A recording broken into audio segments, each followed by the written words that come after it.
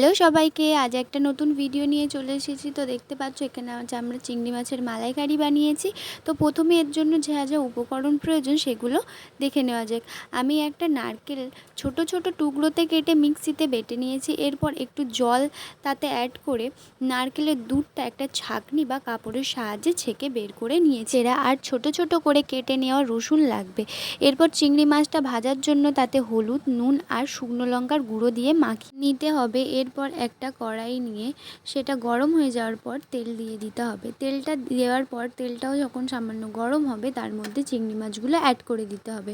চিংড়ি মাছগুলো দেওয়ার পর একটু নেড়ে ওটাকে ভালোভাবে ভেজে নিয়ে একটা পাত্রে তুলে রাখতে হবে। তো দেখতে পাচ্ছ এখানে আমার চিংড়ি মাছ ভাজা হয়ে গেছে, একটা পাত্রে তুলে নিয়েছি।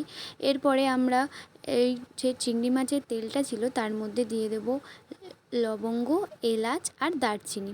লবঙ্গ, এলাচ, দারচিনিগুলো দেওয়ার পর হালকা সামান্য একটু ভেজে নেওয়ার পর আমরা এখানে রসুন কুচি দিয়ে দিলাম, যেটা আগে থেকে রেডি করা ছিল। রসুন কুচিগুলো দেওয়ার পরে হালকা একটু নেড়ে নিয়ে পেঁয়াজগুলো দিয়ে দেব। এবার পেঁয়াজগুলো দিয়ে একটু ব্রাউন করে ভেজে নিতে হবে, যাতে এই প্রসেসটা তাড়াতাড়ি হয়। আর পেঁয়াজের কালারটা যাতে একটু ডার্ক আসে তার জন্য আমি এখানে চিনি অ্যাড করে দিয়েছি। আর এরপরে আমি এখানে নুন দিয়ে দিয়েছি যাতে পেঁয়াজটা তাড়াতাড়ি ভাজা হয়ে যায়। তো এরপরে দেখতে পাচ্ছ এখানে নারকেলের দুধ আর মিক্সিতে বেটে রাখা মশলা। এর মধ্যে আছে সর্ষে, পোস্ত, কাজু বাদাম, পেঁয়াজ, রসুন, আদা আর দুটো শুকনো লঙ্কা। এগুলোকে ভালোভাবে মিক্সিতে বেটে নিয়ে এটা যখন পেঁয়াজটা আমাদের ডার্ক হয়ে আসবে, ভাজা হয়ে যাবে পুরোপুরিভাবে, তার মধ্যে আমরা এই বেটে রাখা মশলাটা দিয়ে দেব। বেটে রাখা মশলাটা দেওয়ার পরে আমরা হালকাতে কিছুক্ষণ নেড়ে নেব।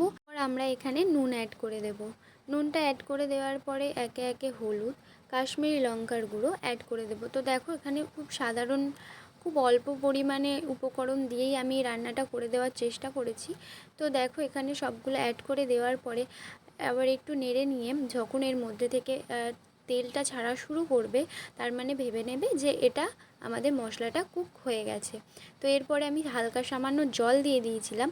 তো জল দেওয়ার পরে দেখো এটা একটু গ্রেভি হয়ে গেছে। তো আরেকটুখানি আমি কষিয়ে নিলাম। নেওয়ার পরে এখানে আমি নারকেলের দুধটা অ্যাড করে দিলাম।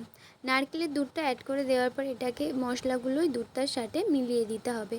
তো একটু হালকা হাতে নেড়ে চেড়ে নিয়ে এটাকে দেখো জোরে ফুটতে দিতে হবে। ফোটার পরে এটা অলমোস্ট প্রায় হয়ে এসছে। তো এই কারণে আমরা এখানে চিংড়ি মাছটা অ্যাড করে দেব। চিংড়ি মাছটা অ্যাড করে দেওয়ার পরে আমি এটাকে ঢাকা দিয়ে দিয়েছিলাম। আর গ্যাসের ফ্লেমটা জোরেই রাখতে হবে। তো দেখো এখানে আমার হয়ে এসছে। তো আমি ঢাকাটা খুলে নিয়ে আবার ফের একটু নেড়ে নিয়ে ব্যাস আমার এখানে চিংড়ি মাছের মালাইকারি রেডি, গরম গরম ভাতের সাথে খাওয়ার জন্য। তো হ্যাঁ, আর এর আগে আমি একটা জিনিস অ্যাড করেছিলাম, সেটা হচ্ছে টমেটো সস। তো টমেটো সস দিতে একদমই ভুলবে না। এরপরে ফের একটু হালকা হাতে নেড়ে নিতে হবে। নেড়ে নেওয়ার পর এটা যখন ফুটে যাবে ভালোভাবে, তারপরে ব্যাস নামিয়ে নিতে হবে এটাকে। এবার নামিয়ে নেওয়ার পর আমি এখানে গরম মশলা অ্যাড করেছি। তো দেখতে পাচ্ছ গরম মশলা অ্যাড করে দেওয়ার পর ওটাকে ফের একটু নাড়িয়ে নিতে হবে।